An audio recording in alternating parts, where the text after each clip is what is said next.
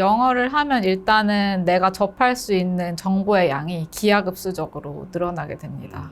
저는 대학원에서 공부를 하는 사람이라 이거를 더 뼈저리게 느끼고 있는데, 논문 같은 것만 보더라도 국내에서 쓰여지는 논문과 비영어권 국가에 거주하는 연구자들도 영어로 논문을 많이 쓰잖아요. 그래서 영어로 된 논문을 읽을 수 없으면 조금 제대로 된 연구를 할 수 없다고 해도 과언이 아닐 정도로, 저 개인적인 입장에서는 영어가 정말로 중요하고, 굳이 대학원생 공부를 하지 않더라도 뭐 내가 원하는 정보를 찾고 싶을 때 구글은 정말 좋은 친구잖아요. 그래서 네이버나 뭐 다음 이런 사이트에서 접할 수 있는 정보의 양보다 훨씬 더 많은 어떤 정보의 바다를 체험을 하실 수 있을 것 같고, 일단 가장 큰 장점은 그거인 것 같아요.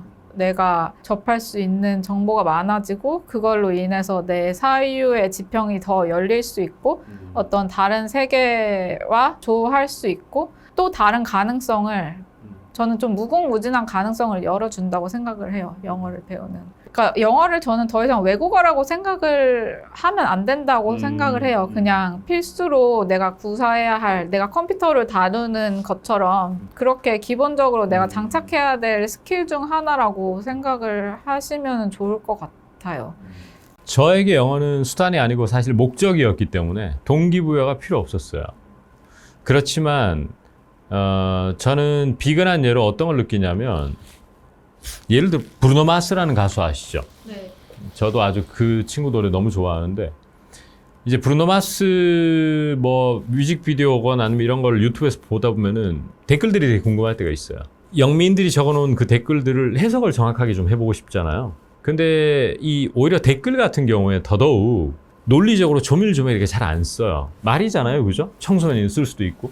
그런 거를 쉽게 정보를 습도한다기보다는 걔들 어떻게 생각하는지, 어떤 느낌이었는지 내가 편하게 이렇게 쭉쭉 빨아당길 수 있으면 너무 좋잖아요. 꼭 뭐 학업의 어떤 목적이 아니더라도. 그러니까 주변에 영어로 된, 쉽게 얘기해서 거창하게 얘기하면은 정보 습득형 콘텐츠도 많을 것이고, 그것이 뭐 자기가 자동차 분야나 증권이나 이런 데 근무하면 그 관련 보고서를 읽는 이런 것들이라든지 이메일 쓰는 것들은 상당히 목적 지향성이 있는 것이고, 삶의 일상에서의 어떤 저처럼 제가 이제 음악을 좋아하면 그런 것들도 읽을 수 있고, 또 전 자동차 리뷰를 굉장히 많이 봐요.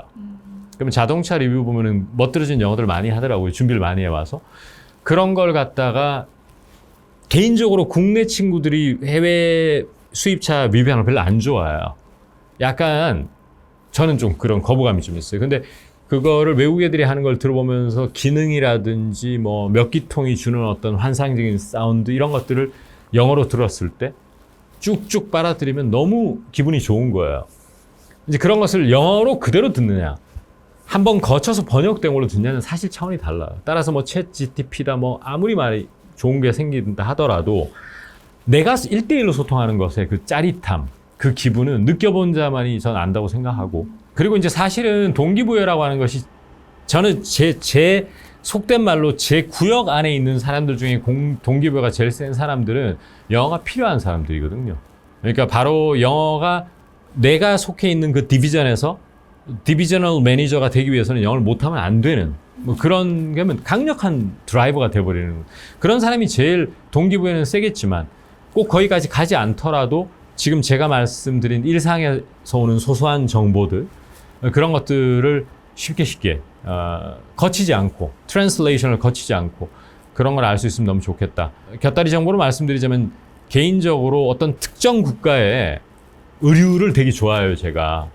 그런데 그 언어를 하나도 모릅니다, 제가. 영어 하는 것도 바빠요. 영어 구동사 연구에 몰두하고 있어요. 그러면은 그 친구들이 어떤 옷이 발매가 됐거나 아니면은 새로운 소재 이거에 대해서 일본어로 설명을 한 걸 그대로 흡수하고 싶거든요, 저는. 근데 번역을 한번 해버리면 뭔가 이상한 거예요. 이제 그런 것들도 저에게는 그 나라 언어를 곧 배울 생각이거든요. 저에겐 큰 동기가 되고 있어요, 지금. 그게 저한테 돈을 갖다 주는 게 아니잖아요. 근데 삶이 꼭 그렇게 직진으로만 사는 게 아니거든요. 이제 그런 측면에서 영어 공부는 어떠한 다른 지적 활동보다 가치가 있다고 생각합니다.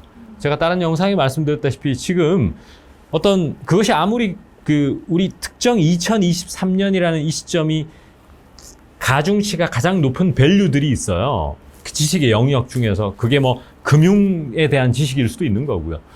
또 부동산 투자에 대한 지식일 수도 있는 거고요.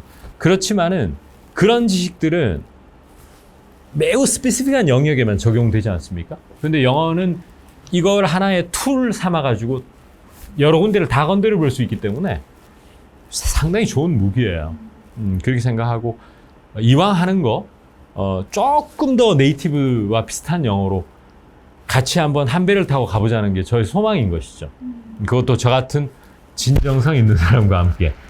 저는 그런 거는 자신 있거든요. 어릴 때부터. 애가 좀 진심이다. 미안합니다. 근데 생생하게 그 언어와 마주보고 그 언어를 바로 거치지 않고 트랜스레이션 거치지 않고 들을 수 있다는 게 정말로 큰 어떤 동기부여가 되고 맞습니다. 고무되는 맞습니다. 지점인 것 같아요.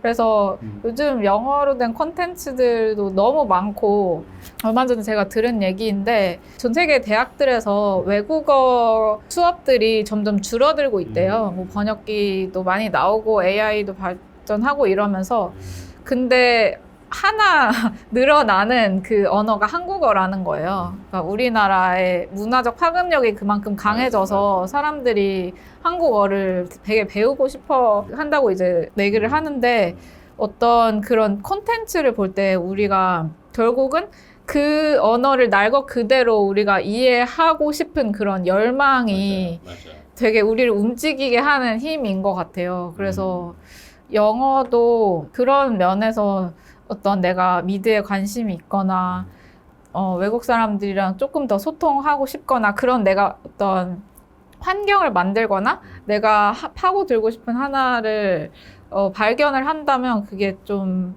영어를 배우는 데 있어서 큰 자극이 되지 않을까 싶기도 하네요. 맞아요. 그것도 엄청난 큰 자극인 것 같아요.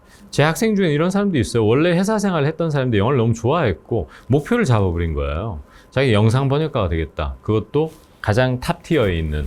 그래서 그 꿈이 이루어졌어요. 지금 넷플릭스 가장 고급 그 등급이 있다고 그러더라고요. 트랜슬레이터. 그거 하고 있어요. 영어 잘합니다. 순수 국내파예요.